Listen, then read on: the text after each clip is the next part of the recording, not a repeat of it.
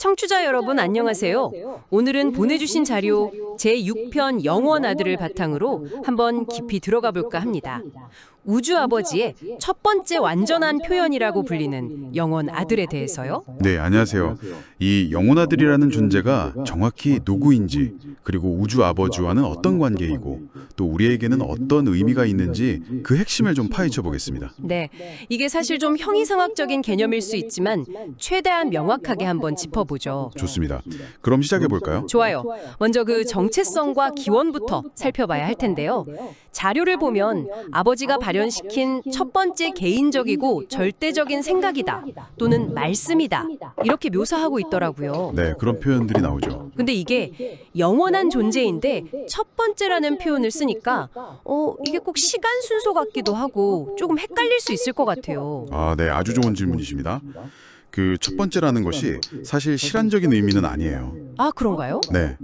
그보다는 기원의 유일성, 그러니까 아버지로부터 직접 나왔다는 그 관계성을 강조하는 표현으로 이해하는 게 더 정확합니다.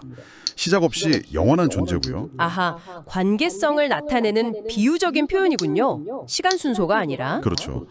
신상 안에서는 제2 근원 중심이라고 불리는데요. 아버지가 모든 것의 제일 근원 중심이시라면 아들은 아버지로 동등한 신성을 지니면서도 아버지로부터 나온 독립적인 신성의 중심이다. 이렇게 볼 수 있습니다. 제2 근원 중심. 네. 네, 아버지와 함께하는 공동 창조주의자, 또 우주의 영적인 관리자 역할을 하는 거죠. 그렇군요. 기원에 대한 오해가 풀리네요. 그럼 그 본성은 어떤가요? 자료에서는 영원 아들이 본질적으로는 아버지와 완전히 같다고 하던데요. 영적이고 변함없고 또 무한히 신뢰할 수 있다고요. 네, 맞습니다. 본질적으로는 동일해요. 그래서 아들을 본 자는 아버지를 보았다는 말이 문자 그대로 진실이라고 하죠. 정말 대단한 표현이네요. 그렇죠. 그런데 그 동일성 속에서도 좀 주목할 만한 특징이 있는데요. 바로 아들이 자비의 무한한 인격화라는 점입니다. 자비요? 네.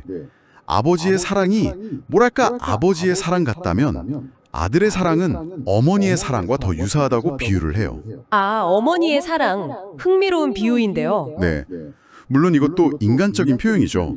하지만 그만큼 신성한 사랑의 다른 측면, 다른 표현 방식을 보여준다는 점에서 의미가 있습니다. 아버지와는 다른 어떤 결의 사랑을 느낄 수 있다는 거군요. 그렇죠. 그리고 그는 모든 영적 실체에 대해서 절대적인 영적 권능, 그리고 영적 임재를 가지고 있어요. 이건 단순히 힘이 세다는 게 아니라 모든 영적 존재를 향한 끊임없는 지원과 연결의 원천이라는 뜻입니다. 아, 우리가 느끼는 어떤 영적인 이끌림 같은 것도 관련이 있을까요? 네, 충분히 그럴 수 있습니다. 그런 내면의 영감이나 이끌림이 바로 이 아들의 권능이 간접적으로 표현된 것일 수 있죠. 물론 아버지처럼 모든 것을 아는 전지의 속성도 가지고 있고요. 네, 정말 절대적인 존재인데 그런데 이런 영원 아들에게도 역할상의 한계가 있다고 명시되어 있더라고요. 이게 좀 의외였어요. 아, 네, 맞아요. 한계라기보다는 역할 분담이 명확하다고 보는 게 더 맞을 것 같습니다. 예를 들어 물리적인 영역에서는 개인적으로 직접 기능하지 않고요. 또 마음을 직접 부여하지도 않는다고 되어 있죠. 네, 마음 부여는 안 한다. 그리고 특히 인격 부여에 관한 부분이 중요한데요. 인격 자체는 근본적으로 아버지의 선물이지만 아들은 아버지와 함께 하거나 혹은 아버지를 대신하는 다른 공동 행위자와 협력해야만 인격을 공동 창조할 수 있습니다. 혼자서는 안 되는 거죠. 아, 인격 창조는 공동 작업이군요. 네. 또 다른 중요한 점은 자신의 존재를 뭐랄까 단편화해서 증여할 수 없다는 거예요. 조각내서 나눠줄 수 없다는 거죠. 단편화 증여가 안 된다. 예를 들면 어떤 걸까요? 예를 들어 아버지가 우리 안에 생각 조절자라는 신성한 조각을 보내주시잖아요. 그런 방식으로는 아들이 자신의 일부를 나누어 줄 수 없다는 의미입니다. 아들의 증여는 좀 다른 방식으로 이루어지죠. 아하, 그렇군요. 증여 방식이 다르군요. 또 창조자 아들을 만드는 특권도 첫 세대 이후로는 물려주지 못한다고 하고요. 네, 맞습니다. 그런 역할 범위가 명확히 있는 거죠. 그렇다면 저희 같은 필사자들이 이 영원 아들을 어떻게 인식하고 경험할 수 있을까요? 아버지와 본질적으로 하나라고 하는데 어떻게 구별해서 알 수 있는지 좀 궁금하네요. 좋은 질문입니다. 사실 쉽지는 않죠. 자료에 따르면 우리가 영적인 여정을 계속해서 파라다이스에 가까워질수록 아버지와 아들을 분리된 개인으로 더 명확하게 인식할 수 있게 된다고 합니다. 아, 영적으로 성장할수록 더 명확해진다? 네, 오히려 처음에는 인격의 근원이신 아버지나 마음의 근원인 무한영을 먼저 파악하기가 더 쉬울 수도 있다고 해요. 그럼 아들은 어떻게 다가오는 걸까요? 여기서 중요한 연결고리가 바로 우리 같은 지역 우주의 창조자 아들들입니다. 예를 들면 이 자료에서 언급되는 레바돈의 미가엘 같은 존재들이죠. 아, 창조자 아들들이요? 네.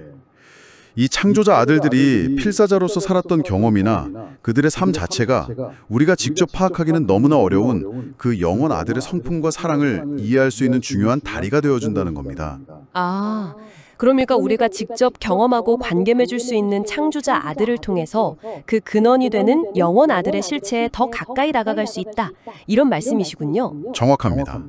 간접적이지만 아주 중요한 통로가 되는 셈이죠. 영적 성장을 통해 점차 그분의 인격이 현실로 다가오게 되는 거고요. 그렇군요. 오늘 영원 아들에 대해 쭉 살펴보니 정말 우주 아버지의 완전한 영적 표현이자 그 신성한 사랑과 자비의 구현체라는 생각이 듭니다. 아버지와 하나이면서도 고유한 역할과 관계성을 지닌 절대적 인격, 명확해지네요. 네, 잘 정리해 주셨습니다. 핵심을 잘 짚어 주셨어요. 이제 마무리할 시간인데요. 오늘 이야기 나누면서 영원 아들의 사랑을 어머니의 사랑에 비유했던 부분이 있었잖아요. 네, 그랬죠. 만약 우리가 신성을 생각할 때 전통적인 아버지의 모습뿐만 아니라 이렇게 어머니와 같은 자비와 보살핌의 측면으로도 함께 인식하고 받아들인다면 어떨까요? 여러분 각자의 신성에 대한 이해나 혹은 영적인 경험에 어떤 새로운 차원이나 깊이를 더할 수 있을지 한번 생각해 보시면 좋겠습니다. 아주 좋은 질문이네요. 신성의 양면성을 함께 고려해 보는 것도 분명 의미 있는 성찰이 될 겁니다. 네. 다음 탐구까지 이 질문을 마음에 품어보시길 제안하면서 오늘 이야기는 여기서 마무리하겠습니다. 함께해 주셔서 감사합니다. 감사합니다.